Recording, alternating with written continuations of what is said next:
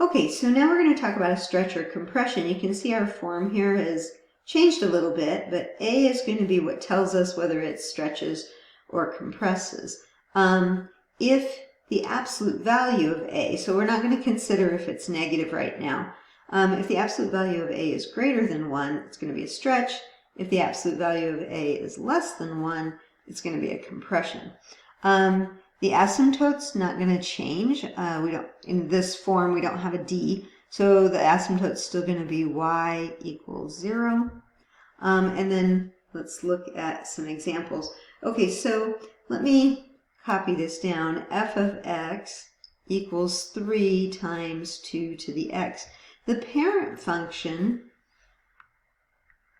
is 2 to the x, okay? The 3, that's going to be the stretch, okay? So let's look at our favorite function in the world, 2 to the x. Now, when I graph that, I'm going to make like kind of an abbreviated one here.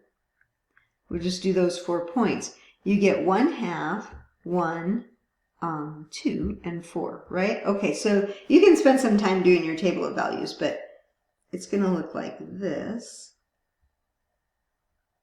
And so that's the shape of the parent function. Now, what's going to happen when we go to do our function with the stretch, let me write this just a little bit differently.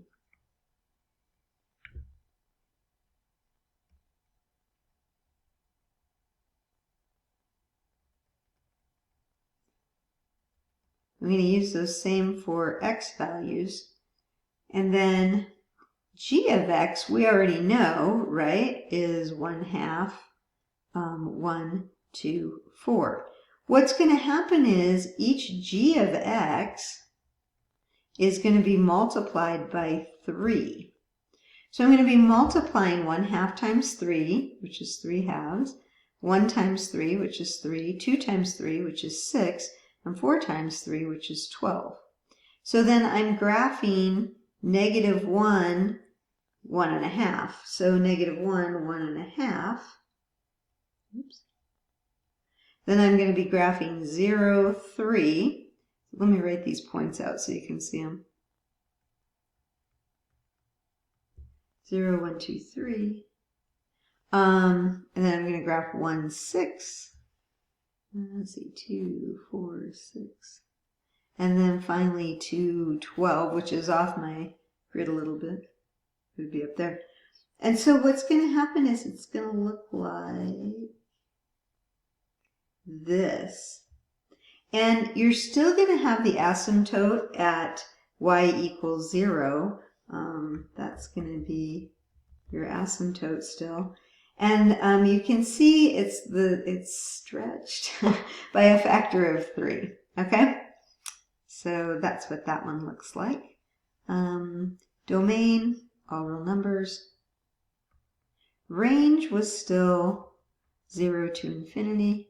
Didn't change that. And then the asymptote was y equals 0. Okay, now let's look at the other one. I'm going to rewrite it. It was, I think I had g of x. Did I have g of x? Too bad I didn't have h of x.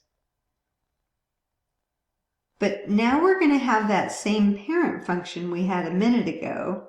Man, I really wish I wouldn't have called it g of x, but I did. Okay, it's just checking there. So I'll just write my table of values here a little bit different. We'll just say the parent function is 2 to the x, right? And so now we're going to have those values, negative 1, 0, 1, 2, those x values, and then we're still having the 2 to the x values. We had 1/2, 1, 2, and 4. But now we're multiplying each of them by 1/3. So it's 1/3 times 2 to the x, which we already have that value. But we just need to multiply all those orange numbers by 1/3. So that's going to give me 1/6, 1/3, 2/3, and 4/3. It's going to be really squished. Okay, so we'll try to give you the context for it. Now, The parent function, we can still draw that so you can see what it looks like. But now when we go 1/3, well, it's going to be way down here at 1/6. Then it used to be at 1, now it's only going to be at 1/3. Then it was at 2/3, which would be like maybe there. And then at 4/3, which maybe would be there. So you're getting kind of this sat on parent function. Okay, so that's kind of what it would look like. The domain would still be all real numbers. The range is still going to be from 0 to infinity.